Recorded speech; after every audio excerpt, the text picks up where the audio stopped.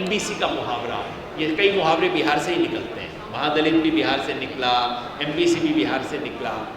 लेकिन अति पिछड़ों की जो राजनीति है वो दूसरी कैटेगरी है जो कि बहुत महत्वपूर्ण होगी। तीसरी कैटेगरी मैंने बार बार कहा है डीएनटी, ये जो घुमंतु समाज है, जो सचमुच आज भी समाज इस देश में 19वीं सदी की अवस्था में रहने पे अभिशप्त है।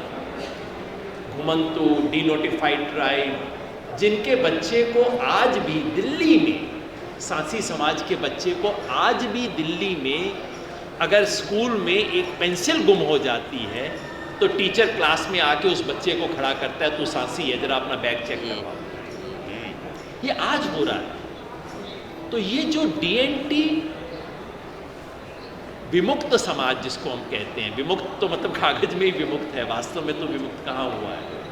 तो डीएनटी कम्युनिटी और चौथा पसमानदा मुसलमान, ये चार इस देश की सामाजिक न्याय की राजनीति के भविष्य की कैटेगरीज है।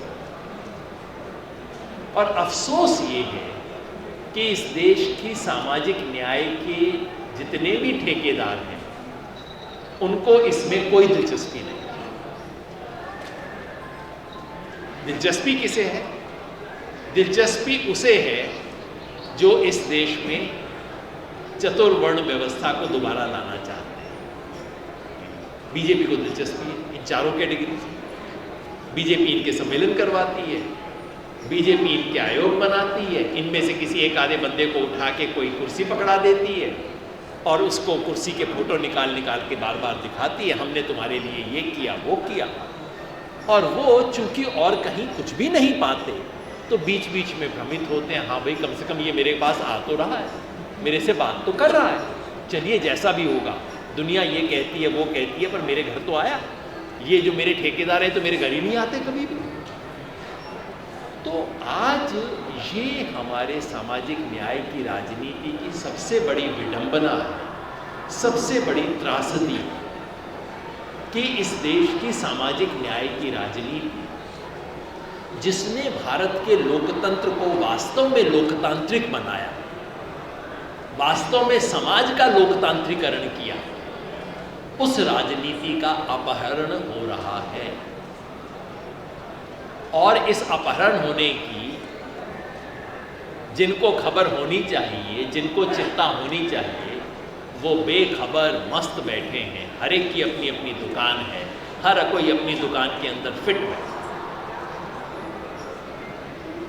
अली अनवर भाई की ये किताब, संपूर्ण दलित आंदोलन के बारे में जो किताब आज आ रही है, और मैंने सोचा था कि मेरे बोलते बोलते आ जाएगी, लेकिन अब आपके बोलते हुए जरूर आ जाएगी। मतलब मेरे पास वो विश्वास है। नहीं, ये तो मेरे पास ही है, पर किताब नहीं है जिसको लेके हम फोटो खिंचवा सके, वैसी चीज़ नहीं है। तो ये जो किताब है ये हमें इस सच्चाई के प्रति आगाह करती है और हमारे सामने वो एजेंडा रखती है जो कि आने वाले 20 साल में सामाजिक न्याय की राजनीति का होना चाहिए, जिसकी शुरुआत जातिवार जनगणना से होनी चाहिए। जातिवार जनगणना को रोक के रखना इस देश में जातीय वर्चस्व बनाए रखने का सबसे बड़ा षड्यंत्र है, क्योंकि किसी भी वर्चस्व को बनाए रखना है तो उसकी पहली शर्त ये होती है कि उसके आंकड़े, उसके तथ्य किसी को पता ही ना।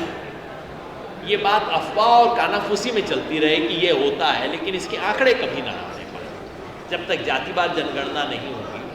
जातिवार जनगणना का महत्व ये नहीं है कि उससे ये पता लग जाएगा कि पिछड़े कितने पिछड़े हुए, ये तो सारी दुनिया को पता है। उससे ये भी थोड़ा पता लग जाएगा कि पिछड़ों में कौन थोड़ा ज़्यादा पिछड़ा है, कौन ज़्यादा कम पिछड़ा है, ये महत्व नहीं है। जातिवार जनगणना का असली महत्व ये है कि इस देश के अगड़े कितने प्रिविलेज्ड हैं, उसका नक्शा हमारे सामने आ जाए, और वो बेहद जरूरी है। इस किताब की भूमिका सतीश देशपांडे ने लिखी है, और मुझे इस सवाल पे कभी भी सोचना पड़ना होता है तो मैं सतीश को हमेशा पढ़ता हूँ, क्योंकि मैं समझता हूँ सबसे साफगोई से, ईमानदारी से, गहराई से और प्रमाण के साथ लिखने वाले लोगों में सतीश देशपांडे इस सवाल। और उन्होंने बार बार कहा है कि प्रिविलेजेस को मैप करना सबसे जरूरी है। अमेरिका में ये जानना इतना जरूरी नहीं है कि अश्वेत लोग कितनी दयनीय अवस्था में हैं, लेकिन वहाँ ये जानना जरूरी है कि वाइट सुप्रीमेसी का सच क्या है। ये जो वाइट सुप्रीमेसी है, प्रिविलेजेस की स्ट्रक्चर क्या है, प्रिविलेजेस की मैपिंग क्या है, ये बेहद जरूरी है। और वो इस देश में जातिवार जनगणना से होगी, जिसकी वकालत ये किताब करती है, जिसके बारे में आपने लिखा है और आपकी राजनीति करती है। तो मैं हम सब की तरफ से अली अकबर भाई को एक बार फिर बधाई देता हूँ कि आपने पहले तो वो दीपक जलाया मसावत की जंग लिख के, फिर उसकी मशाल बनाई, और उस मशाल को जब कोई गिरवी रखने लगा तो आपने उसके हाथ से छीन ली। ये भी बड़ा काम था। इनकी पार्टी पूरी बीजेपी के साथ जा रही थी, इन्होंने कहा भैया ये काम नहीं करूँगा बिकूंगा नहीं, बाकी सब कुछ ठीक है, इसकी कीमत भी अदा करनी पड़ेगी, नहीं तो इस कुर्सी पे बैठने की बजाय राज्यसभा वाली कुर्सी पे तीसरी बार बैठ रहे होते, लेकिन वो करने की बजाय हमारे साथ इस कुर्सी पे बैठे।